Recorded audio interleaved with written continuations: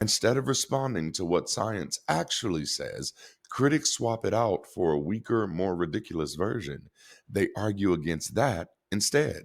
And because the replacement is easier to knock down, it creates the illusion of victory without ever touching the real argument. Once you recognize this move, it becomes hard to unsee. You start noticing how often science is not being debated, but impersonated, misrepresented in order to be defeated. And that realization alone should make us pause before taking most science versus religion arguments at face value. Another claim that shows up constantly in these conversations goes something like this: science keeps changing, so how can it be trusted? At first glance, that sounds reasonable. Stability feels trustworthy, consistency feels safe.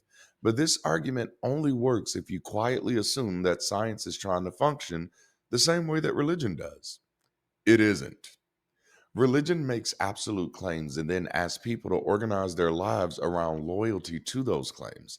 The expectation is preservation, holding the belief steady, defending it, passing it down unchanged.